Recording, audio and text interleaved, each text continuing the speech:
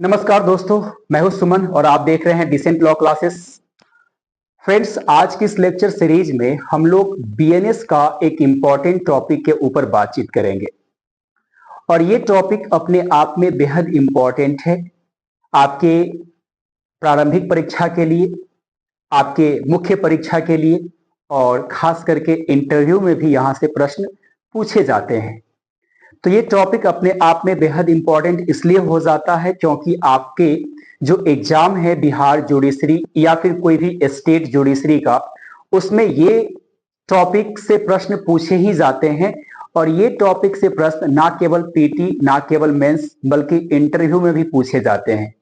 तो आप लोगों को इस टॉपिक को ध्यान से समझना चाहिए और इसके ऊपर एक अच्छा कॉन्सेप्ट जो है वो क्लियर कर लेना चाहिए ताकि आप इससे जुड़े जितने भी प्रश्न अगर आपसे पूछा जाए तो उसको आप बना सके।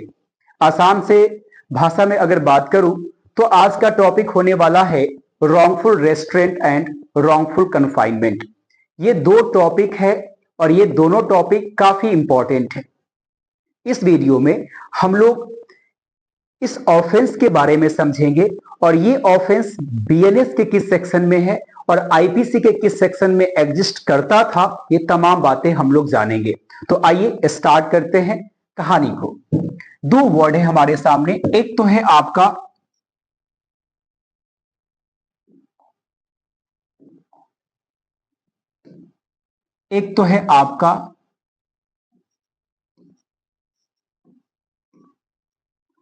रॉन्गफुल कन्फाइनमेंट और एक वर्ड है आपका रॉन्गफुल रेस्ट्रेंट। ये दो वर्ड हमारे सामने हैं और इन दोनों वर्ड के ऊपर चर्चा करेंगे हम लोग। ये देखने में बड़ा इंटरेस्टिंग, बड़ा प्यारा सा शब्द है, wrongful confinement and wrongful restaurant. But अगर हम इसके बारे में देखें तो ये दोनों ही वर्ड अपने आप में अपराध है। अभी कुछ लोगों को पता होगा कि ये रॉन्गफुल कन्फाइनमेंट और रॉन्गफुल रेस्ट्रेंट अपने आप में अपराध है और कुछ लोगों को इसके बारे में जानकारी नहीं होगा। और अगर आप इस वीडियो को पूरा देखते हैं लास्ट तक तो आपको ये भी समझ में आ जाएगा कि आखिर ये दोनों अपराध क्यों हैं, कैसे हैं, और अगर ये अपराध है तो इसके कमिट होने पर कितनी पनिशमेंट दी जाती है। तमाम बातें आपके समक्ष रखूंगा और शेयर करूंगा और आप लोग नोट डाउन भी करते चलेंगे। डियर स्टूडेंट, जो रॉन्गफुल रेस्ट्रेंट है इसको एक हिंदी अगर नाम की बात किया जाए तो इसको कहा जाता है सदोष परिरोध।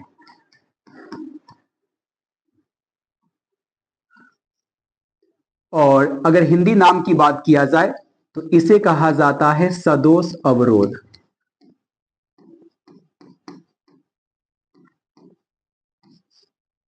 तो इसका हिंदी नाम भी आप जान गए, ये दोनों अपने आप में ऑफेंस होता है ये भी जान गए।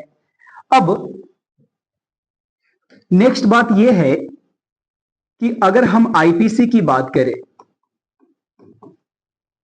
और अगर हम बीएनएस की बात करें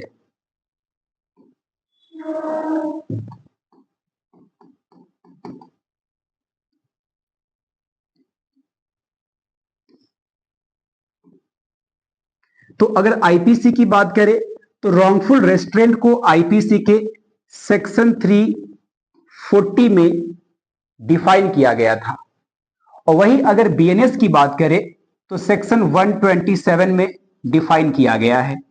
वहीं रॉन्गफुल रेस्ट्रेंट की बात करें तो आईपीसी के सेक्शन 339 एंड अगर बीएनएस की बात करें तो बीएनएस का सेक्शन 126 में परिभाषित किया गया है। तो एक चीज क्लियर हो गई कि ये जो दो अपराध है, एक को रॉन्गफुल रेस्ट्रेंट एंड दूसरा को रॉन्गफुल कन्फाइनमेंट बोलते हैं, इसकी परिभाषा दी गई है, इसका डिफिनीशन दिया गया है और परिभाषा दिया गया है। ये परिभाषा है, परिभाषा दी गई है। तो अगर आपसे प्रश्न पूछ लिया जाए कि रॉन्गफुल कन्फाइनमेंट को आईपीसी के किस सेक्शन में, 340 में, रॉन्गफुल रेस्ट्रेंट को आईपीसी के किस सेक्शन में? 339 में। और वही पूछ लिया जाए कि बीएनएस के किस सेक्शन में, तो रॉन्गफुल रेस्ट्रेंट को 126 में, और बीएनएस को अगर रॉन्गफुल कन्फाइनमेंट की बात किया जाए तो बीएनएस में 127 में परिभाषित किया गया है। तो ये तो बहुत ही सिंपल सा शब्द था, हालांकि इसको सिंपल नहीं कहेंगे। आपके पीटी में प्रश्न यहीं से पूछा जाता है कि रॉन्गफुल कन्फाइनमेंट को आईपीसी या बीएनएस के किस सेक्शन में डिफाइन किया गया है। तो अगर आपको सेक्शन याद है तो इजिली यहां से आप क्लिक कर पाएंगे, करेक्ट कर पाएंगे कि आपकी सही ऑप्शन कौन सा है। दूसरा, रॉन्गफुल रेस्ट्रेंट पूछ लिया जाए तो आप उसमें भी सही ऑप्शंस क्लिक कर पाएंगे। तो कहने का सीधा सा मतलब है कि पीटी में यहां से प्रश्न बनते हैं और देखने को मिलता है, तो आप इजिली फाइंड आउट कर पाएंगे। और हमने यहां पर क्या किया कि आईपीसी का सेक्शन और बीएनएस का सेक्शन भी मेंशन कर दिया ताकि आपको कोई प्रॉब्लम हो नहीं।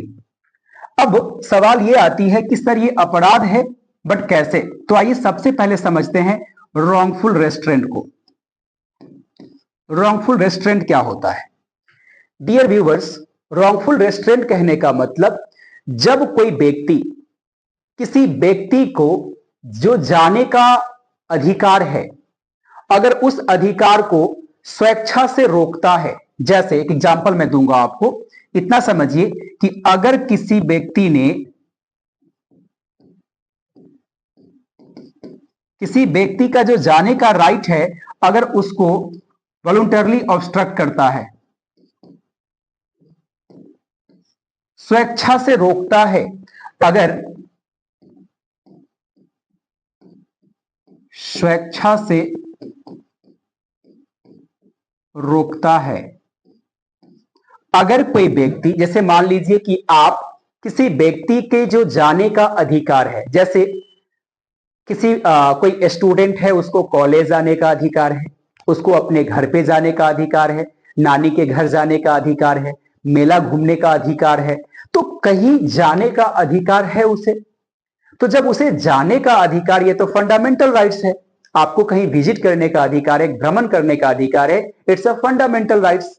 और आप लोग कमेंट में कीजिए कि आखिर किस आर्टिकल के तहत आपको घूमने का अधिकार है। अब सवाल आती है कि घूमने का अधिकार तो है, और वही अगर आप कॉलेज जा रहे हैं और कोई व्यक्ति आपको स्वेच्छा से उस दिशा में जाने से रोकता है, ऑब्स्ट्रक्ट करता है, तो कहा जाएगा उसने रॉन्गफुल रेस्ट्रेंट का ऑफेंस किया है। एग्जाम्पल देता हूं, जैसे मान लीजिए एक्स नाम का व्यक्ति है, इस एक्स नाम के व्यक्ति को अपना कॉलेज जाने का अधिकार है। अब ये एक्स नाम का व्यक्ति कॉलेज जा रहा है, लेकिन यहां पर क्या करता है, वाई नाम का व्यक्ति बोलता है भैया मैं तुम्हें कॉलेज नहीं जाने दूंगा। मतलब एक्स को कॉलेज जाने का अधिकार है, क्यों? क्योंकि ये फंडामेंटल राइट्स है। तो फंडामेंटल राइट्स नहीं छीना जा सकता, ये आपको पता है, मैंने कॉन्स्टिट्यूशन में पढ़ाया था। अब सवाल यहां पर है कि एक्स जब अपना कॉलेज जा रहा है तो उसको वाई ने रोक दिया, वॉलंटरली ऑब्स्ट्रक्ट किया, मतलब स्वेच्छा से उसको रोक दिया। कहां जाने से? तो कॉलेज जाने से। तो कहा जाएगा कि वाई ने यहां पर अपराध किया है, ऑफेंस किया है। वाई क्या किया है? ऑफेंस किया है। कैसा ऑफेंस? रॉन्गफुल रेस्ट्रेंट का ऑफेंस। तो इसको एक लाइन में बोलना हो तो कैसे बोलेंगे? तो ऐसे बोलिएगा कि जब कोई व्यक्ति किसी व्यक्ति को किसी खास दिशा में जाने से रोकता है, किसी खास दिशा मतलब हो सकता है वो अपने घर को जा रहा हो सकता है अपने ससुराल जा रहा हो सकता है अपने मौसी के घर जा रहा हो, तो कहीं भी जा रहा है और उसे उस दिशा में जाने से रोक दिया जाता है स्वेच्छापूर्वक, तो कहा जाएगा कि वहां पर रोकने वाला व्यक्ति ने ऑफेंस क्रिएट किया है, और ऑफेंस बीएनएस के सेक्शन 126 के तहत वो अपराध किया है। तो याद रखेंगे कि अगर कोई व्यक्ति वॉलंटरली ऑब्स्ट्रक्ट करता है, किसी व्यक्ति को जाने से रोकता है किसी खास दिशा में, तो वो बीएनएस के सेक्शन 339, बीएनएस के सेक्शन 126 का ऑफेंस करता है। तो डियर स्टूडेंट, ये तो हो गया रॉन्गफुल रेस्ट्रेंट। अब हम लोग समझने का प्रयास करते हैं कि रॉन्गफुल कन्फाइनमेंट क्या होता है। Wrongful confinement. देखिए, रॉन्गफुल कन्फाइनमेंट की बात करें तो यह बहुत ही सिंपल है। अगर कोई व्यक्ति रॉन्गफुल रेस्ट्रेंट करता है और रॉन्गफुल रेस्ट्रेंट के साथ उस व्यक्ति को एक निश्चित परिसीमा से बाहर नहीं जाने देता, तो कहा जाता है यहां पर रॉन्गफुल कन्फाइनमेंट का ऑफेंस किया गया। एक एग्जांपल दूंगा, आपकी कॉन्सेप्ट क्लियर हो जाएगी। जैसे मान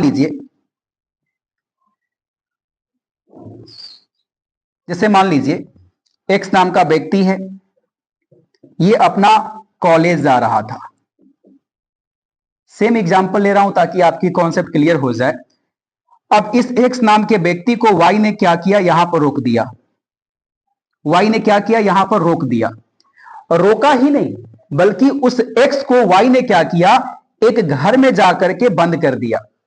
ना तो उसे उत्तर जाने दिया, ना तो उसे दक्षिण जाने दिया, ना तो उसे पूरब जाने दिया, ना तो उसे पश्चिम जाने दिया। कहने का सीधा सा मतलब है कि उसे कहीं भी नहीं जाने दिया, उसे एक कमरा में बंद कर दिया। तब वो कमरा में बंद होने के बाद कहीं तो जा नहीं सकता, चार दीवार में बंद हो गया है। तो कहने का सीधा सा मतलब है कि अगर किसी व्यक्ति के साथ रॉन्गफुल रेस्ट्रेंट किया जाए और उसे निश्चित परिसीमा के बाहर ना जाने दिया जाए तो वो रॉन्गफुल कन्फाइनमेंट का ऑफेंस बनता है। और रॉन्गफुल कन्फाइनमेंट रॉन्गफुल रेस्ट्रेंट का ही एक एक्सटेंडेड फॉर्म है, एक बड़ा रूप है, ऐसा नहीं है।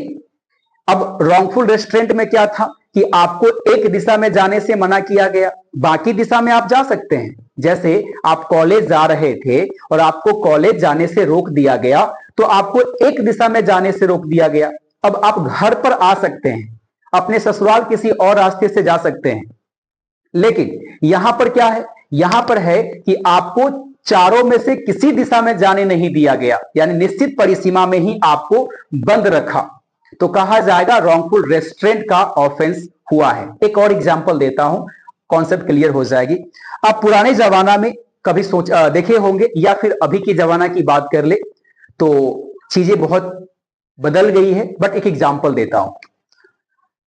पुराने जमाने में जो छत हुआ करती थी तो वहां पर जो स्टीयर केस होता है, जो सीढ़ी कहते हैं हम लोग, सीढ़ी का घर पहले नहीं बनती थी। अमूमन बांस का जो सीढ़ी होता है ना, उसे लगा करके लोग ऊपर छत पर चढ़ते थे। और तो उस समय क्या होता था, जैसे मान लीजिए कि कोई व्यक्ति सीढ़ी के रास्ते, बांस वाला सीढ़ी के रास्ते ऊपर छत पे चढ़ गया। छत पूरा ओपन है, बिना रेलिंग का छत है, उस पे चढ़ गया। अब कोई व्यक्ति उस सीढ़ी को नीचे रख दे, जानबूझ करके स्वेच्छा से उसको रख दे नीचे, कि ऊपर व्यक्ति चढ़ा है, उतरेगा कैसे। तो अगर सीढ़ी नीचे रख देना ही अपने आप में रॉन्गफुल कन्फाइनमेंट का ऑफेंस होगा। क्यों?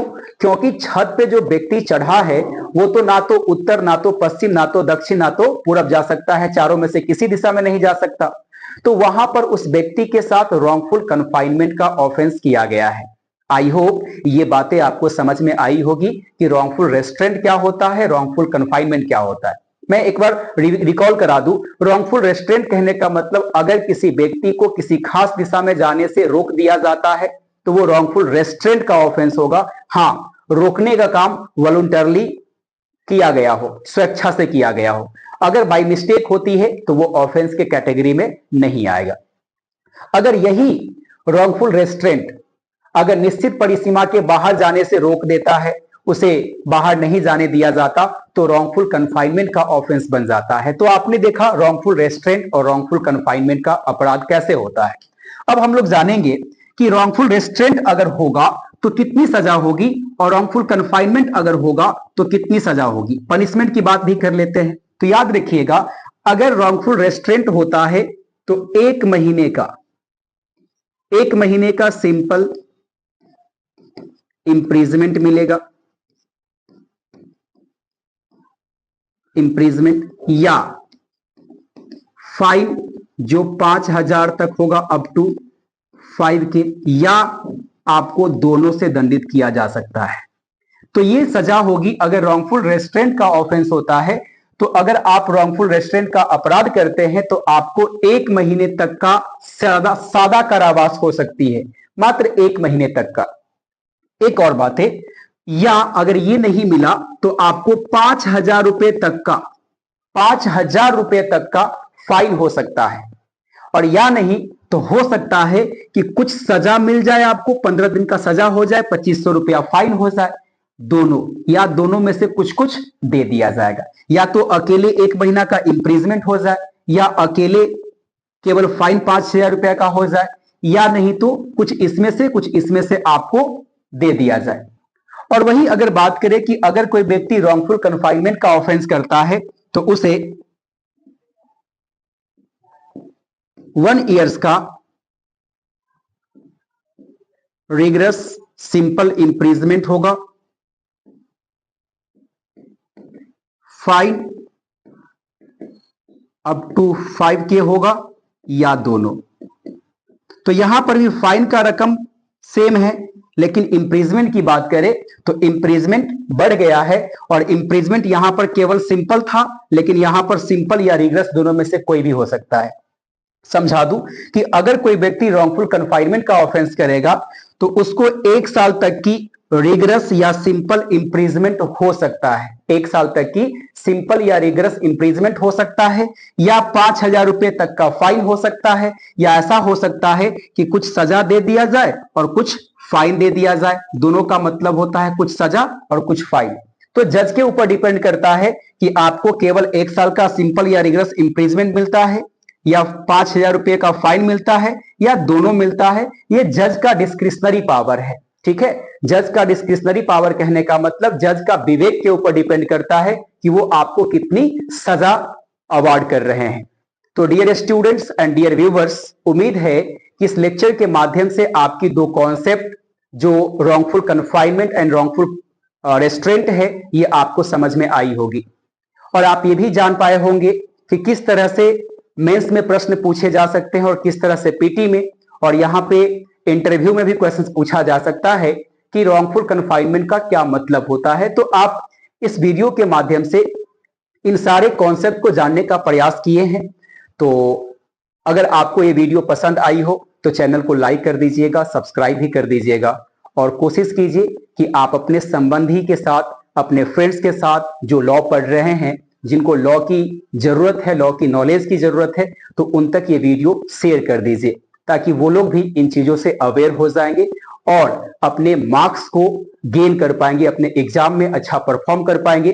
तो इसी वीडियो के साथ तब तक के लिए दीजिए इजाजत, फिर मिलते हैं इसी प्रकार के नेक्स्ट वीडियो में। धन्यवाद।